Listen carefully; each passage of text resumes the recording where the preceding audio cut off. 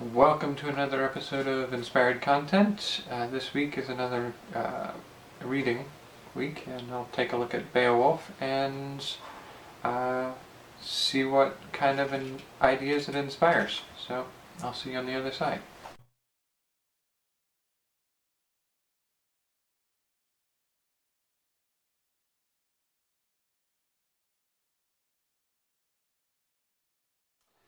Beowulf.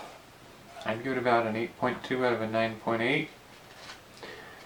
The story itself has its good parts, and I could definitely recommend reading it. The introduction and afterword in this book, you can just skip. They're not worth reading. This is the version that's translated and with introduction by Burton Raphael.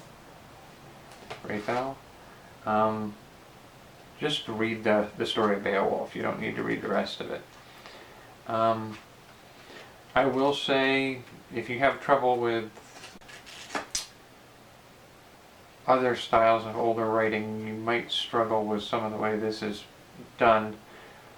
I think the other thing that bothered me about some of it is it's clear that it's meant, at least in some way, to be a teaching story, because they will oftentimes have a moment where somebody goes to tell something to somebody else and it turns into a moment of exposition, but the exposition is about a previous chunk of history. So it's sort of like a history class for parts of history that aren't remembered, or parts of legends that aren't remembered, and they're told in the kind of, you remember how this king did this and they did that, and it's like there are two people who should know this is what happened in their history, and it's really just meant to tell that history to an audience. And unfortunately it just detracts from the main story, so it's really sort of like talking to a rambling old man who will add side stories and get off point. And that's sort of how I felt with a lot of this.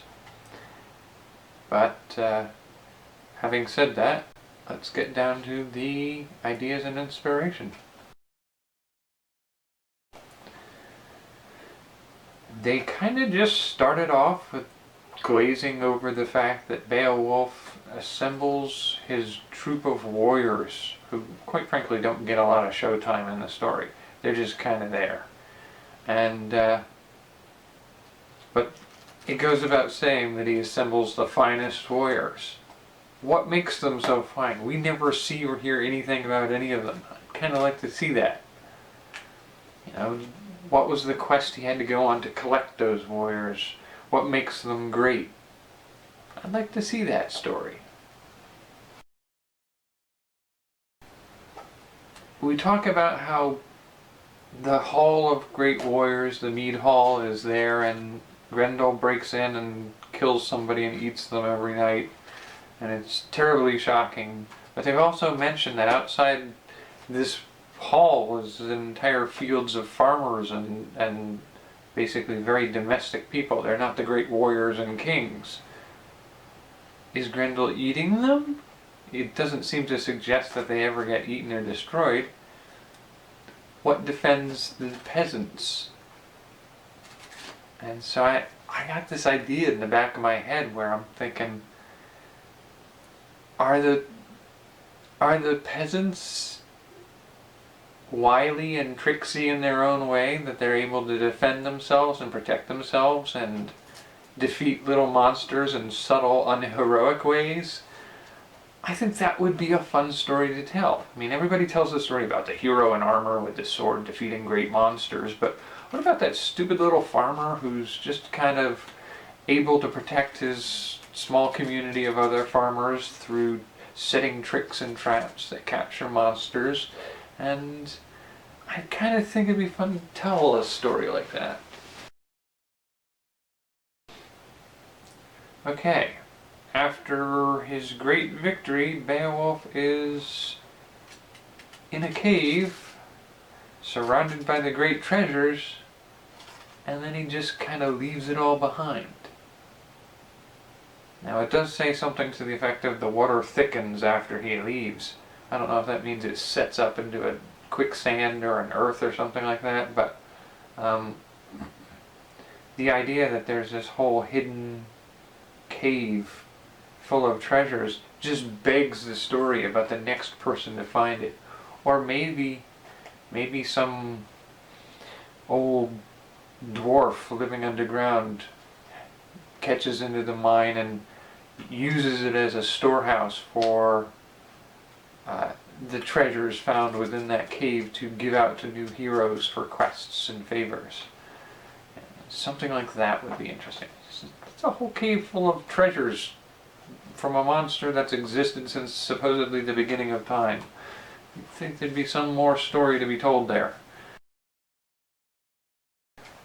The hilt of a sword forged by giants is brought back, and the king sees whose name is on it in runes. And then it's not talked about again.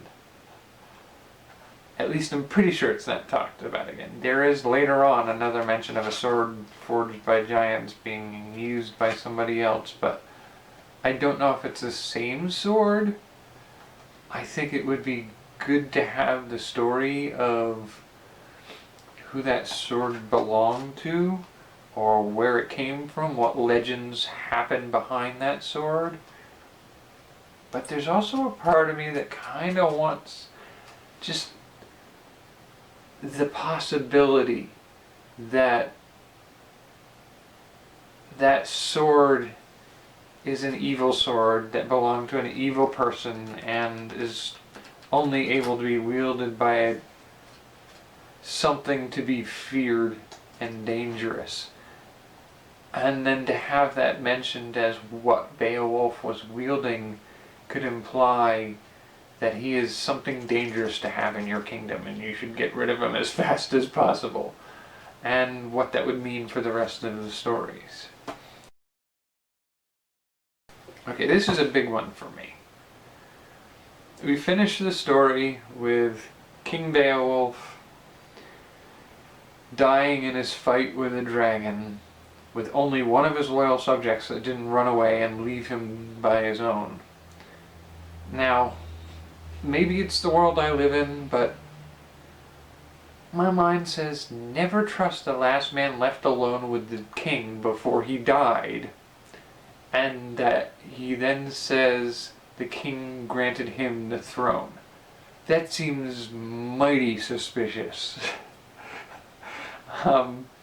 So, in my mind while I was reading that, yes, in the legend it's told in a way that you're supposed to accept that as just what has happened and it makes sense for what the story is telling you.